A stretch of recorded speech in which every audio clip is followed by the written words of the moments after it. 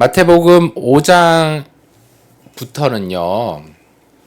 5장에서 7장까지는 설교 형식입니다. 예수님께서 산 위에서 설교를 하셨다. 이 내용은요, 어떤 의미에서는 이 마태복음과 또 출애굽기, 신명기 이 내용에 나오는 모세와 예수님을 좀 비교하고 있어요.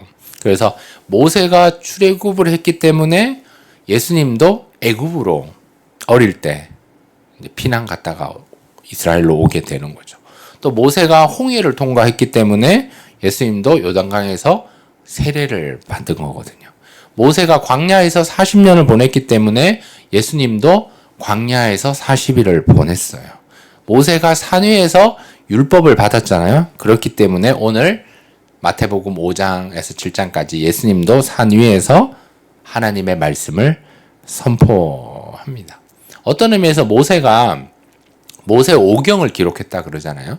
그래서 마태복음에는 예수님의 5번의 설교가 등장을 해요. 우리가 읽었던 5장에서 7장까지의 산상순 설교가 있고, 마태복음 10장에 제자 파송 설교가 있고, 마태복음 13장에 비유로 하는 설교가 있고, 또 마태복음 18장에서 공동체를 향한 설교가 있고, 또 마지막으로 마태복음 24장, 25장에 종말에 관한 설교를 하고 있습니다. 이처럼 마태복음이 유대인을 위한 복음서이기 때문에 유대인들이 모세를 굉장히 뛰어나고 위대한 선지자다 생각하는데, 마태복음에서는 예수님이 그것보다 더 뛰어나시구나, 모세보다 더 뛰어나시구나, 그것을 좀 강조하기 위해서 마태복음에서 또 모세와 이렇게 연결되게 하는 부분도 있다라는 것들을 우리가 좀 기억하면서, 그 중에서 이 마태복음 5장에서 7장까지의 말씀은 산 위에서 예수님께서 설교하셨던 산상순의 말씀이다. 그래서 오늘 마태복음 5장에서 7장까지 이 내용 중에서 첫 번째 내용인 거죠. 우리들에게 복이 있다. 무엇이 복이냐? 그러면 우리가 복을 받은 자로서, 오늘 말씀의 제목에 의하면 복된 사람으로서 우리들의 살아가는 방식은 무엇인지에 대해서 생각해 보겠습니다. 이것을 한마디로 요약하면 하나님께서 우리들에게 말씀을 주신다. 다른 말로 얘기하면 하나님께서 저와 여러분에게 말씀을 주신다라는 것은 플러스 내가 너와 함께 하겠다라는 의미입니다. 이것을 결론으로 여러분 먼저 기억하시고요. 제가 마태복음 5장 3절에서 20절까지의 내용을 메시지 성경으로 제가 한번 읽어 드릴게요. 여러분 한번 들어보시기 바랍니다. 메시지 성경, 유진 피터슨이 쓴 내용인 거죠. 마태복음 5장 3절에서 10절만 먼저 읽어 드릴게요. 벼랑 끝에 서 있는 너희는 복이 있다. 너희가 작아질수록 하나님과 그분의 다스림은 커진다. 가장 소중한 것을 잃었다고 느끼는 너희는 복이 있다. 그때야 너희는 가장 소중한 분의 품에 안길 수 있다. 더도 말고 덜도 말고 자신의 모습 그대로 만족하는 너희는 복이 있다. 그때 너희는 돈으로 살 수 없는 모든 것의 당당한 주인이 된다. 하나님께 입맛이 당기는 너희는 복이 있다. 그분이 너희 평생에 맛볼 최고의 음식이요 음료다. 남을 돌보는 너희는 복이 있다. 그렇게 정성 들여 돌보는 순간에 너희도 돌봄을 받는다. 내면세계 곧 마음과 생각이 올바른 너희는 복이 있다. 그때야 너희는 바깥 세상에서 하나님을 볼 수 있다.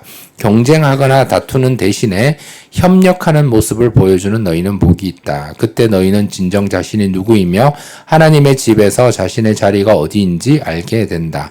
하나님께 헌신했기 때문에 박해를 받는 너희는 복이 있다. 그 박해로 인해 너희는 하나님 나라에 더 깊이 들어가게 된다. 아멘. 마태복음 5장 3절에서 10절 말씀의 내용 팔복에 대해서 얘기를 하는 부분을 우리가 메시지 성경으로 읽었는데요. 이 내용이 너무 귀합니다. 너무 복됩니다.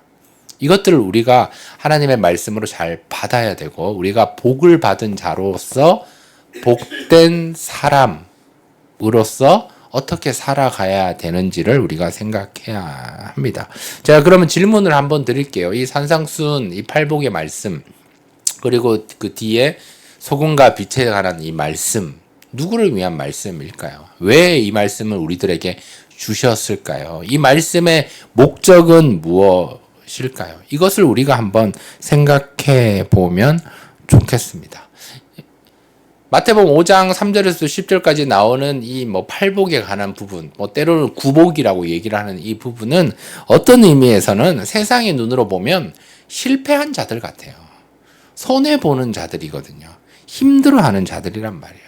그런데 이것을 하나님께서는 저와 여러분에게 복 있는 자다라고 말씀하고 있습니다. 심령이 가난하고 애통하고 의에 줄이고 목마르고 온유한 자. 이들은 어떤 의미에서 주목을 받지 못하는 사람들이에요. 가슴 아파서 소갈이하는 사람들입니다. 속상함과 불평과 근심이 가득한 사람일 수 있다라는 거예요. 그런데 예수님은 이들을 향해서 복이 있다라고 말씀합니다. 우리가 메시지 성경으로도 읽어드렸지만 그 내용들이 힘들고 어려움과 아픔들이 하나님 보시기에는 복이 있다라는 거예요. 왜 그럴까? 왜? 이런 상황 속에서 하나님을 찾고 하나님을 만나고 하나님과 가까이 나아가는 자에는 하나님 나라를 경험하기 때문입니다. 하나님의 임재를 경험하기 때문입니다. 하나님의 말씀의 복이 있고 하나님의 함께 하심의 복을 누리기 때문입니다. 그래서 우리가 새해 복 많이 받으세요 이런 표현을 쓰잖아요. 그게 어떤 의미예요? 물론 잘 되고 건강하고 형통에 관한 의미도 있지만 이 오늘 마태복음 5장 말씀에 근거하면 새해 복 많이 받으세요라는 의미는 새해 하나님과 함께 하심을 누리세요. 하나님의 함께 하심을 더 많이 누리세요. 하나님의 함께 하심을 더 많이 느끼세요라고 말씀하시는 그런 격려와 축복의 내용일 것입니다. 그래서 복이란 좋은 일이 생겼다라는 표시가 아니라 복이란 하나님이 함께 하신다. 그것을 내가 느끼고 경험하는. 그래서 함께 하심에 대한 열매를 나타내는 것이 복이다라는 것들을 기억해야 합니다. 그래서 예수님께서 말씀하시는 복은 어떤 단계로 높은 단계로 올라가는 이 계단이 아니라 하나님의 함께 하심을 느끼며 그 속에서 하나님과 관계를 형성하며 친밀한 사귐을 이루어가며 그 속에서 내가 평안을 누리며 감사하며 또 찬송하며 기도하는 그 정체성을 회복하는 것이 복이라는 것을 우리가 기억해야 합니다. 이것이 팔복의 내용을 이렇게 정리하면 그렇습니다. 그리고 마태복음 5장 13절부터 16절까지는 또 소금과 빛에 대해서 이야기를 하고 있습니다.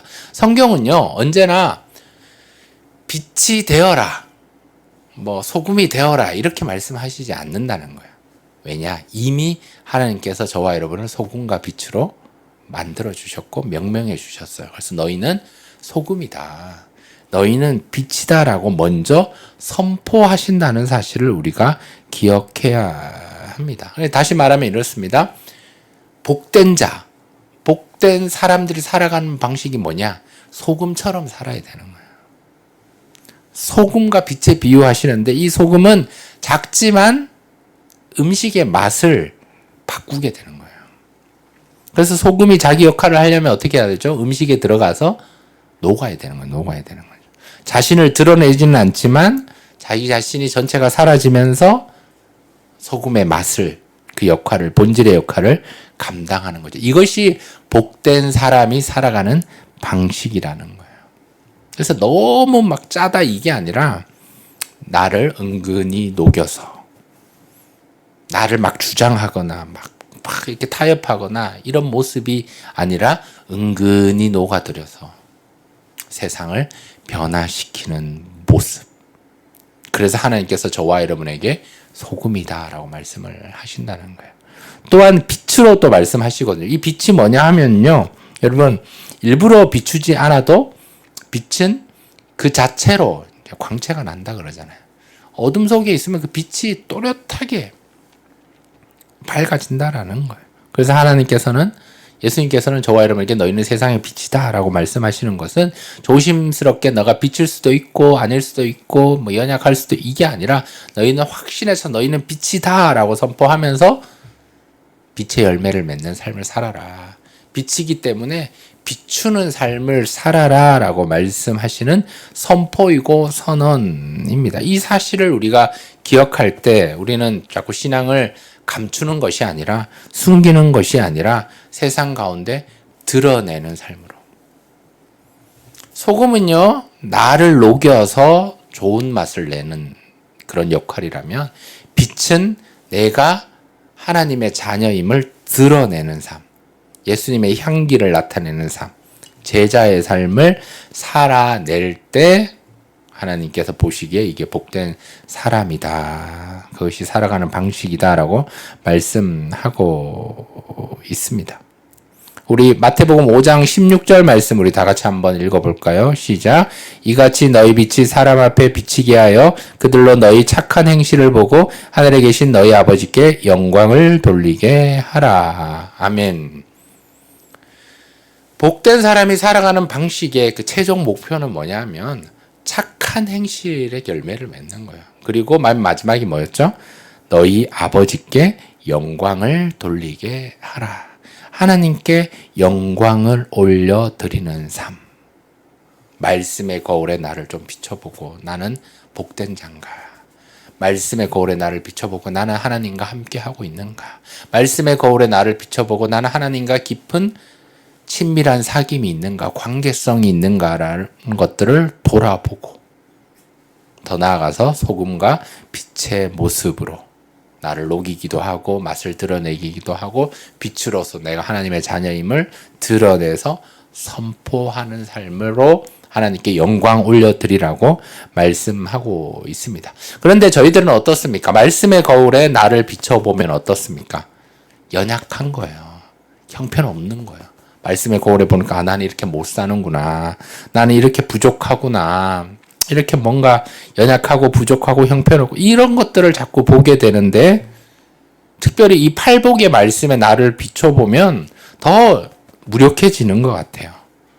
그러니까 우리가 고백하는 거죠. 나 이렇게 무력하지만, 나 이렇게 형편없지만, 나 이렇게 부족하지만, 나는 심령이 가난하지도 않고, 애통하지도 않고, 온유하지도 못하고, 하나님을 찾지도 않고, 목마르지도 않고, 긍휼히 여기지도 않고, 마음이 청결하지도 않지만, 화평케 하는 것도 자꾸 놓쳐가지만, 그런 순간에 고백하는 거죠. 나 하나님이 필요합니다. 나 하나님의 함께 하심이 있어야 합니다. 내가 소금이 되겠습니다. 내가 그래도 빛으로 살아보겠습니다. 이 고백으로 나아갈 때 하나님 주신 은혜를 경험하게 됩니다. 이거 다른 말로 뭐라 그래요? 코람데오의 삶, 코람데오. 하나님 앞에 있는 삶. 내가 세상 속에서 살아가지만 하나님이 나와 함께 하심을 느끼기 때문에 그 앞에서 조금은 더 정직하게, 조금 더 순수하게, 조금 더 진실된 모습으로, 조금 더 하나님께 착한 행실로 영광 올려드리는 사람으로 살아갈 수 있는 거죠. 그래서 어떤 의미에서요, 이 마태복음 5장 1절에서 16절까지의 내용이 이 팔복의 내용, 이 구복의 내용, 플러스 이 소금과 빛의 내용, 말씀하시는 내용은 이것을 은혜를 누려라가 아니라 어떤 의미에서는 우리가 만들어라. 팔복을 좀 만들어라. 너희들이 복을 받았기 때문에 하나님의 함께 하심을 느끼기 때문에 복된 자로서 살아가는 방식으로 이것을 좀 만들어 봐라라고 말씀하시는 내용입니다. 제가 시작하면서 질문을 드렸는데 다시 한 번 더 질문을 드릴게요. 여러분 마음속으로 한번 대답해 보시기 바랍니다. 요즘 그리스도인으로 살아가는데 행복하십니까? 요즘 하나님을 가까이 하며 살고 있으십니까? 요즘 그리스도인으로서 우리의 삶은 어떻게 살고 있습니까? 여러분은 어떤 사람입니까? 복을 받은 사람으로서 그렇게 하나님의 말씀의 법칙을 따라 살아가고 계십니까? 소금과 빛의 역할을 감당하고 계십니까? 여러분 복된 사람은요 세상 한복판에 살아도 빛의 역할을 감당하는 거예요. 세상 한복판에 살아도 소금의 역할을 감당하는 거예요. 세상 한복판에 있어도 말씀의 거울에 나를 비춰보면서 하나님의 함께 하심을 느끼는 사람들입니다. 그런 노력함이 있을 때, 그런 방향성이 있을 때, 그런 치열함으로 영적 전투를 치러 갈 때 하나님께서 저와 여러분에게 말씀하십니다. 너희는 복이 있다. 이 말씀은 과거에 복이 있었다가 아니라 지금 현재 우리를 향한 선포입니다. 너희는 복이 있다. 너희는 소금이다. 너희는 빛이다.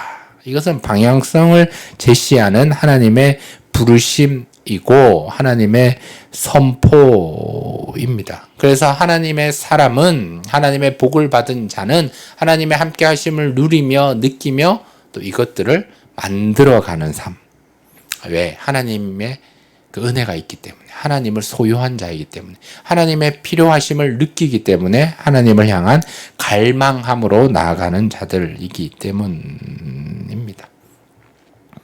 사랑하는 저와 여러분, 또 이렇게 추운 날씨에 함께하는 여러분, 팔복의 말씀으로 여러분 자신을 돌아보기를 축복합니다. 그리고 하나님의 백성답게, 복된 자답게 하나님의 방식으로 살아내시기를 축복합니다. 하나님의 은혜가 우리 안에 있습니다. 하나님이 우리를 살려주셨습니다. 십자가의 보혈의 능력으로 우리의 제 문제를 해결해 주셨습니다. 우리를 구원하시기 위해서 주님께서 우리를 의롭다 하시기 위해서 3일 만에 부활하셨습니다. 그것을 믿고 고백하며 다시 한번 말씀의 거울에 나를 비춰보고, 아, 나 복된 사람이지, 나 소금이지, 나 빛이지, 나 팔복을 받아 누렸지, 이걸 내가 이제 만들어 보겠다.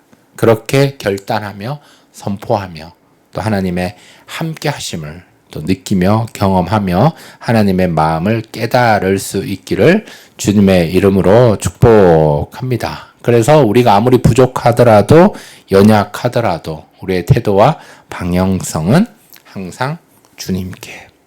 그런 말이 있잖아요. 사람이 사람이냐, 사람다워야 사람이지, 이런 표현이 있는데, 이것을 바꿔서 그리스도인이라면 그리스도인답게, 그리스도인이라면 그리스도인으로 살아내는 이 팔복의 삶을, 또 소금과 빛의 역할을 감당할 때 우리가 참된 그리스도인, 소금과 빛의 그리스도인이 되어야 되는 줄 믿습니다. 그래서 세상을 비추시고 더 이상 세상이 부패하지 않도록 여러분의 삶의 자리를 지켜내셔야 합니다. 말씀과 기도의 자리, 2026년도에는 목숨 걸고 그 자리를 지켜내셔서 그 자리에서 하나님의 말씀을 붙잡고 복을 받아 하나님의 함께 하심을 느끼며 기도함으로 살아내시기를 주님의 이름으로 축복합니다. 아멘.